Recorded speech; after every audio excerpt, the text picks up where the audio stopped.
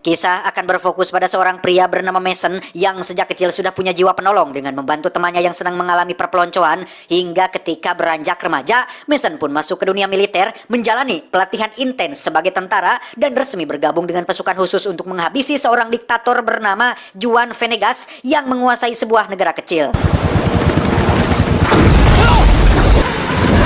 Dan ya, helikopter yang ia tumpangi pun jatuh setelah diserang musuh, di mana Mason menjadi satu-satunya tentara yang berhasil selamat dalam misi yang gagal tersebut.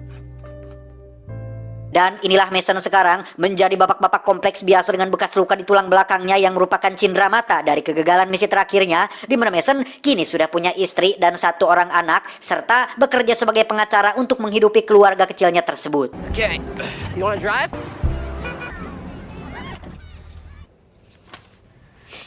I'll be in touch, okay? Sesaat setelah melakukan pertemuan dengan kliennya di kantor, Mason pun didatangi oleh sahabat lamanya ketika di militer bernama Sebastian yang bermaksud untuk silaturahmi, sekaligus ingin mengajak Mason pergi ke tempat usaha barunya. Think you need a lawyer. You know a good one? Ternyata Sebastian kini sudah menjadi seorang pemilik jasa keamanan swasta yang menerima klien dari seluruh dunia, sehingga sudah bisa ketebak maksud dari Sebastian menemui Mason adalah untuk menawarinya sebuah pekerjaan, 1 kali pekerjaan yang hanya bisa dilakukan oleh seorang berpengalaman seperti Mason, yaitu mengawal seorang jurnalis terkenal bernama Claire untuk meliput sosok yang dulu sempat jadi targetnya, yang tiada lain adalah sang diktator bernama Juan Venegas. Quiero que piensen en ella, sueñen con ella. Quiero que la acaricien. Mason tentu saja menolak tawaran ini karena ia jelas tak sudi jika harus mengawal seorang jurnalis untuk meliput orang yang sudah pernah menghabisi teman-temannya dulu. Namun ketika Sebastian menyebutkan angka $20.000 atau sekitar 300 juta rupiah lebih, Mason langsung berubah pikiran. 20 grand says you are. Who's a journalist? Tiba di rumah, Mason pun meminta izin kepada istrinya agar bisa pergi selama beberapa hari, di mana sang istri sempat melarang Mason untuk terjun lagi dalam dunia adrenalin. Namun dengan rangkaian kata penuh perwadulan, Mason pun berhasil meyakinkannya. Dan inilah Claire, seorang jurnalis terkenal yang harus Mason kawal, di mana Claire adalah salah satu orang paling beruntung yang diizinkan melakukan wawancara kepada Juan Venegas, sang diktator, karena selama ini Venegas diketahui selalu menolak untuk diwawancarai oleh siapapun. Setibanya di sebuah negara kecil bernama Paldonya, sang bapak presiden alias sang diktator Juan Venegas pun menyambut sendiri kedatangan Claire di negaranya, yang akhirnya terungkaplah alasan kenapa Venegas mau untuk diwawancara adalah karena selain ingin berfoto dengan Claire, beliau juga sudah lama ngefans dengan sosok Claire yang cukup terkenal di Amerika Serikat. We must take a selfie. Oh. Yes. You approve?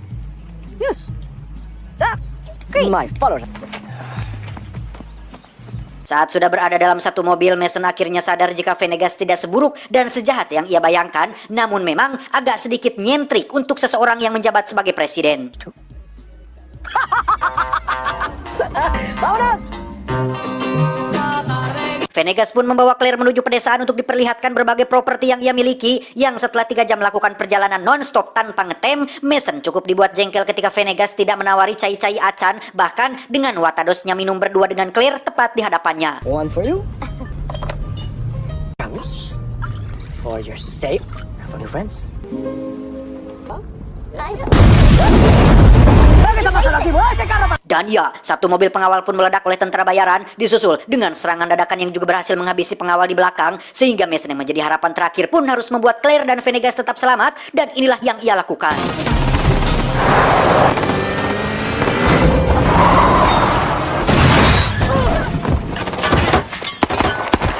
Karena punggungnya belum pulih total, Mason pun mengalami sakit yang cukup lumayan, tapi masih kuat berdiri dan melanjutkan perjalanan, di mana ia mengambil senjata sniper untuk sebagai modal melindungi mereka berdua. Sesampainya di tengah hutan, Mason pun menghubungi Sebastian untuk melaporkan tentang situasinya saat ini, sehingga demi keselamatan teman dan kliennya, Sebastian pun akan mengirim helikopter bantuan yang akan mendarat di tempat terbuka dekat hutan tersebut. So much for a milk run. Venegas pun meminjam telepon satelitnya untuk menghubungi keponakannya, yaitu Jorge, yang merupakan dalang di balik serangan barusan. Jorge dan si jenderal yang merupakan pimpinan tentara negara ini pun telah bekerja sama dengan pihak luar untuk melakukan kudeta atau pengambil alih kekuasaan yang selama ini terus dikuasai oleh Venegas. Nuestros socios no van a estar muy cómodos.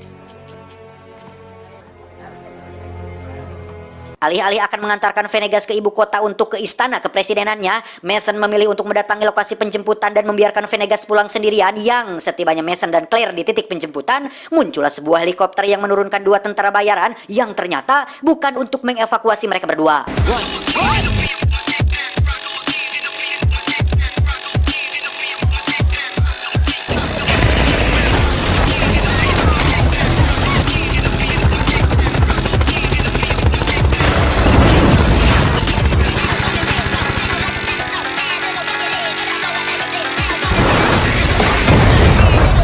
Adrenalin pun semakin terpacu ketika Mason harus melindungi Claire dari serangan helikopter, di mana Mason akhirnya menemukan tempat sembunyi yang aman dan mulai membidik helikopter tersebut, sehingga inilah yang terjadi.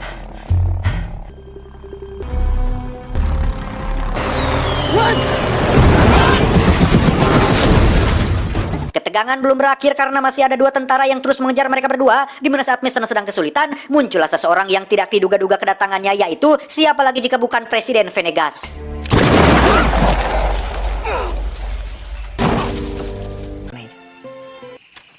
Juanita? Beralih ke lokasi helikopter jatuh, kita akhirnya akan melihat otak utama di balik kudeta yang dilakukan oleh George, yaitu seorang mantan kolonel Rusia bernama Kolonel John yang berambisi untuk menguasai bahan tambang melimpah di negara ini dengan cara membantu George menjadi presiden baru agar mendapat izin untuk menambang sumber daya alam di negaranya sendiri. Need assure remains secure. Is that clear? Kembali ke Mason yang diajak Venegas ke sebuah desa yang merupakan tanah kelahirannya. Mereka disambut baik oleh sang kepala desa yang merupakan teman baik dari Venegas sendiri, sehingga Mason dan Claire bisa sedikit bernafas lega untuk sementara waktu. Tak ingin menyia-nyiakan kesempatan, Claire langsung melakukan podcast bersama Venegas dengan Mason sebagai kameramennya. Yang di sini akhirnya kita akan melihat sosok asli dari Presiden Juan Venegas yang di awal digambarkan sebagai sosok diktator kejam. Ternyata adalah seorang presiden yang cinta terhadap rakyatnya, cinta terhadap tanah kelahirannya, bahkan beberapa kali mendapat ancaman pembunuhan karena diketahui selalu melindungi sumber daya alam yang melimpah di negara ini dari pihak-pihak luar yang ingin menjajah dan menguasainya. Para enriquecer al pueblo de Paldoña. ¡Que viva Paldoña! Keesokan paginya setelah wawancara dengan Venegas sudah didapatkan, Mason pun mengajak Claire untuk langsung pulang. Namun Claire menjelaskan bahwa wawancara saja tidak cukup untuk membuktikan sosok asli presiden negara ini, sehingga Venegas pun mengajak mereka berdua pergi ke ibu kota apabila ingin bukti yang lebih kuat dan lebih real tentang sosok asli dirinya.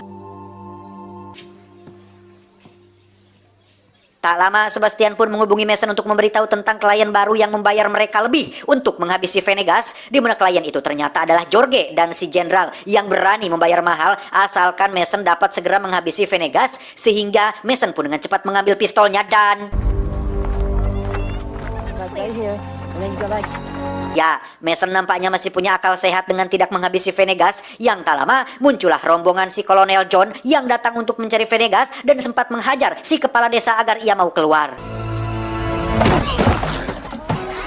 Melihat sahabatnya dianiaya, Venegas pun muncul untuk menyelamatkannya. Tapi karena nyawa seorang Venegas terlalu berharga dan sangat penting untuk negara Paldonya, Mason pun memutuskan untuk menyelamatkannya dengan menaiki kuda dan bermaksud untuk membawanya kabur. Get off! No, vaya, vaya.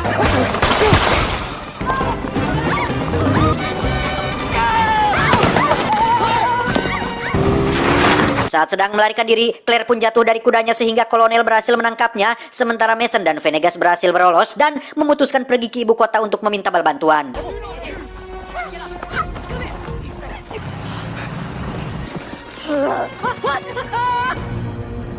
They don't give a rat's ass about journalists. Dalam perjalanan, mereka berdua pun mengobrol panjang lebar yang akhirnya terungkaplah bahwa pelaku yang menyerang Mason dan menewaskan teman-temannya beberapa tahun lalu bukanlah dirinya, melainkan pasukan pemberontak. Sehingga sudut pandang Mason terhadap Venegas pun berubah dan menganggap ia layak untuk dipertahankan. We'll stop here for the night, and then we end this charade. Setibanya di ibu kota, mereka berdua pun bersembunyi di sebuah gereja, di mana Mason mencoba menghubungi Sebastian untuk menceritakan tentang sosok Venegas yang seorang presiden baik yang hanya sedang berusaha membela tanah airnya sendiri, sehingga Mason memohon dengan sangat agar Sebastian menolak kontrak pekerjaan dari pihak George dan si jenderal. Make this go away. Dude, we need to talk. Keesokan paginya Venegas menghubungi teman lamanya bernama Samsul yang merupakan koordinator massa pendemo, di mana Venegas meminta bantuan Samsul untuk menyelamatkan Claire dengan cara mengerahkan dan menukarkan dirinya sendiri demi keselamatan si Claire.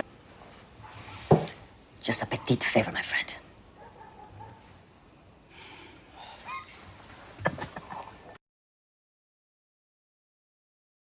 Tak membuang waktu, Mason terlihat sudah berada di lokasi pertukaran yang tak lama muncullah rombongan si kolonel dan pasukannya, di mana Mason dan si kolonel sempat bersetegang saling menodongkan pistol satu sama lain, namun tetap Mason tak bisa berbuat apa-apa setelah Claire diancam akan dihabisi.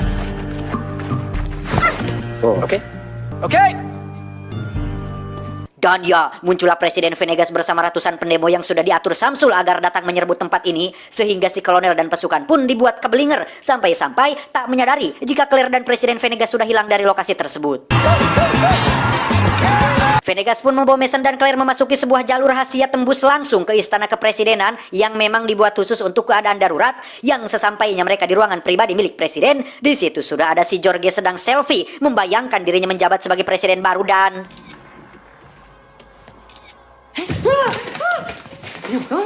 Okay, tranquilo.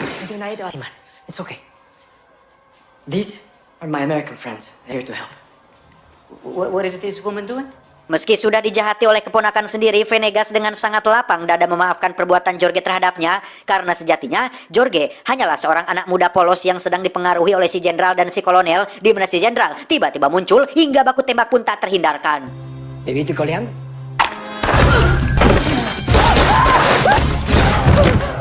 Si jenderal pun mau tertembak, sementara Venegas masih hidup berkat jas khusus anti peluru yang ia pakai. Apes bagi Jorge yang juga terkena tembakan dan harus mengembuskan nafas terakhirnya tepat di pangkuan Venegas. Tak lama, muncullah tentara nasional yang datang untuk menangkap Venegas karena dianggap sebagai pengkhianat, di mana Venegas pun langsung menunjukkan kebolehannya dalam berpidato dengan menjelaskan bahwa ia hanya sedang berusaha untuk membela negaranya dari penjajah, di mana saat para tentara ini mulai sadar dan memihak kepada presiden mereka sendiri, muncullah si kolonel dan pasukan hingga terjadi baku tembak edan-edanan. Defiendan su patria.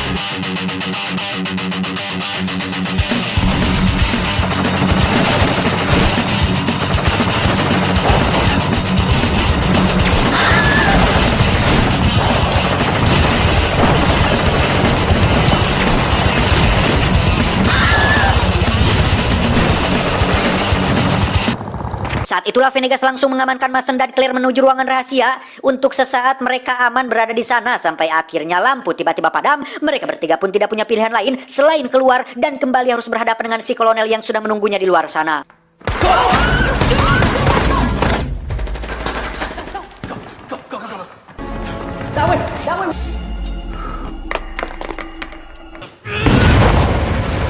Dan ya, Mason pun nyaris mau terkena ledakan, di mana ia akhirnya terlibat duel 1 lawan 1 dengan si kolonel yang pernah jadi musuhnya Robert Michael di film Equalizer yang pertama, yang karena Mason punya massa otot lebih besar dari si kolonel dan sering bergaul dengan para pegulat WWE, ia pun berhasil mengalahkan si kolonel dengan sedikit bantuan dari si Claire.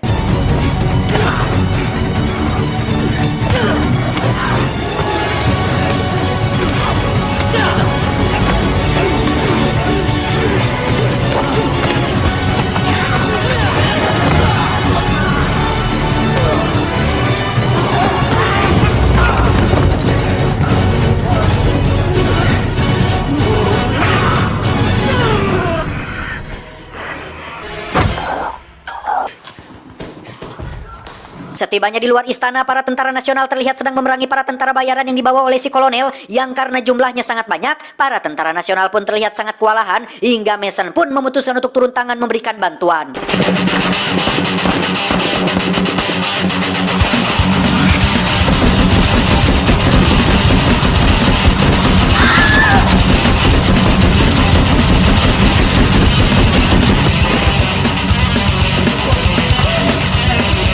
Saat itulah muncul Sebastian dan pasukan jasa keamanannya yang tentunya punya senjata lebih modern dan perlengkapan yang memadai, hingga para tentara bayaran pun berhasil dipukul mundur dan memberikan kemenangan untuk tentara nasional negeri ini.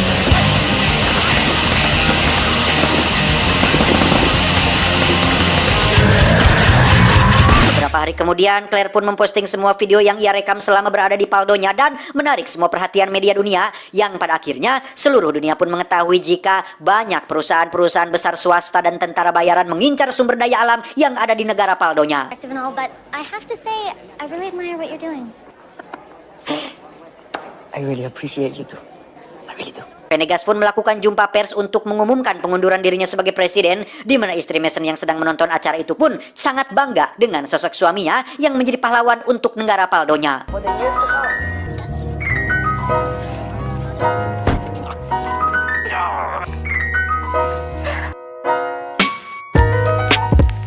Ketika Mason dan istrinya sedang mengantarkan putrinya ke sekolah, Mason mendapat pesan teks dari Venegas yang berterima kasih atas bantuannya terhadap negara Paldonya, di mana Mason juga mendapat sebuah kejutan berupa uang sebesar 5 juta dolar atau sekitar 77 miliar rupiah yang sudah ia kirim ke akun rekening pribadinya.